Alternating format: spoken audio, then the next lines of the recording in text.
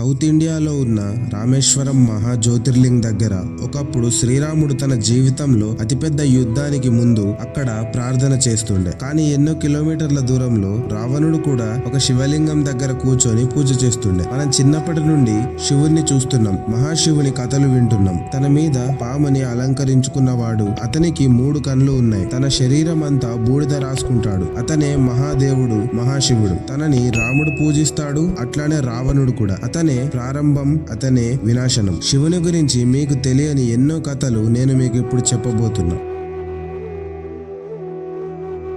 ఒకవేళ మహాదేవునికి కోపం వస్తే ఒకటే సెకండ్లో ఈ ప్రపంచాన్నంతా బూడిదిగా మార్చగలడు. ఒకసారి ఇదే కోపం వల్ల ఒక ఘోరమైన సంఘటన జరిగింది. దానివల్ల ప్రపంచం అంతా చీకటి కమ్ముకుంది. చివరికి మహాశివుడు ఒక ఘోరమైన శాపాన్ని ఎదుర్కోవాల్సి వచ్చింది. గణేష్ పురాణం ప్రకారం ఒకసారి మహాశివుడు సూర్యదేవుని మీద చాలా కోపానికి వచ్చిండు. అదే కోపంతో సూర్యదేవుని మీదికి తన త్రిశూలాన్ని విసిరిండు. ఒకటే సెకండ్లో సూర్యదేవుని వెలుతురు మొత్తం పోయింది. ప్రపంచం మొత్తం ఘోరమైన చీకటి కమ్ముకుంది. ఈ విషయం ఎప్పుడైతే ఋషి కశ్యప్ కి తెలిసిందో చాలా బాధకి, కోపానికి గురైండు. సూర్యదేవుని శరీరాన్ని పట్టుకొని బాధపడ్డాడు. అట్లనే బాధతో శివునికి ఒక శాపం పెట్టిండు. శంకర్, ఎట్లా అయితే నువ్వు నా పుత్రుణ్ణి దయలేకుండా చంపినవో అట్లనే ఏదో ఒక రోజు నీ పుత్రుని తల నువ్వే నరుకుతావు, ఇదే నా శాపం అని శివుని శపించిండు. ఇదంతా చూస్తున్న దేవతలు చాలా భయపడ్డారు. సూర్యదేవుడు లేక వెలుతురు లేదు, ప్రపంచమంతా అల్లకల్లోలం అయిపోతుంది. అప్పుడు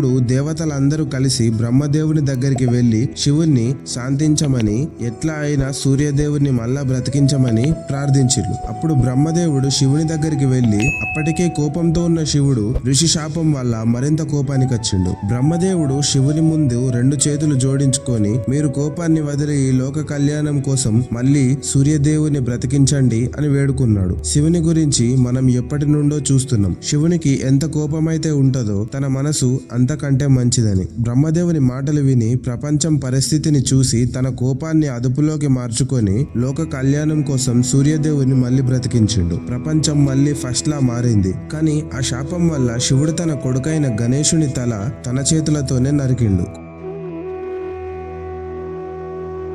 కోట్ల సంవత్సరాల క్రితం తారకాసుర్ అనే రాక్షసుడు ఉండేవాడు. అతను ప్రపంచం అంతా నాశనం చేసేవాడు, దేవతలని కష్టపెట్టేవాడు. తారకాసుర్ని ఓడించడానికి శివుడు ఎన్నో సంవత్సరాలు తపస్య చేశాడు. ఎప్పుడైతే శివుడు తన కళ్ళను ఓపెన్ చేసిండో అప్పుడు కన్నీరు వచ్చింది. ఎక్కడైతే నీటి చుక్కలు పడ్డాయో అక్కడే రుద్రాక్ష చెట్లు మొలిసినాయి. రుద్రాక్షకి సంబంధించిన ఈ స్టోరీ చాలా మందికి తెలిసే ఉండొచ్చు. కానీ ఎవరికైతే తెలియని ఇంకొక స్టోరీ కూడా ఉంది. దాని గురించి చాలా తక్కువ మందికి తెలుసు. ఎప్పుడైతే బ్రహ్మదేవుడు మానవ జీవితాన్ని సృష్టించిండో అప్పుడే మహాశివుడు ఒక మానవుడు పుట్టినప్పటి నుండి చనిపోయే వరకు తను ఎన్ని కష్టాలు అనుభవించాలో చూసిండు. ఒక ఆత్మకి మోక్షం దొరికే వరకు మళ్ళీ మళ్ళీ పునర్జనం ఎత్తాలి. ఇది చూసి మహాశివుని మనసు బాధతో నిండిపోయింది. అప్పుడే తన కన్నీరు వచ్చింది. అప్పుడే మహాశివుడు ఒక రుద్రాక్షని తయారు చేసిండు. ఒక శక్తివంతమైన యంత్రాన్ని తయారు చేసిండు. ఈ ఒక్క రుద్రాక్షలోనే ప్రతి దేవుని యొక్క ఆశీర్వాదం ఉంటది. శివపురాణం ప్రకారం 108 రుద్రాక్షలతో చేసిన మాలతో జపం చేస్తే అందరి దేవతల ఆశీర్వాదం దొరుకుతుంది. 3 ముఖి అండ్ పంచముఖి రుద్రాక్షలు మంచి హెల్త్ ని ఇస్తుంది. 14 ముఖి వల్ల బిజినెస్ లో గ్రోత్ ఉంటది. 7 ముఖిలో మహాలక్ష్మి తల్లి ఆశీర్వాదం ఉంటది. 12 ముఖిలో సూర్యదేవుని ఆశీర్వాదం ఉంటది. 4 ముఖిలో 4 ముఖి అనేది బ్రహ్మదేవుని రూపం. రుద్రాక్ష వల్ల మనకి చాలా బెనిఫిట్స్ ఉన్నాయి. మనం మాల వేసుకున్న, బ్రాస్లెట్ అయినా, లాకెట్ అయినా, ఏది అయినా మనకు బెనిఫిట్సే ఉంటాయి. ఆర్టికల్ హీలింగ్ పవర్ ఆఫ్ రుద్రాక్ష ప్రకారం blood pressure, stress levels, nervousness, depression వంటి ప్రాబ్లమ్స్ దూరమైనట్టు ఉన్నాయి. The power of rudraksha book లో హీలింగ్ ప్రాపర్టీస్ ఆఫ్ రుద్రాక్ష గురించి చెప్పిండ్రు.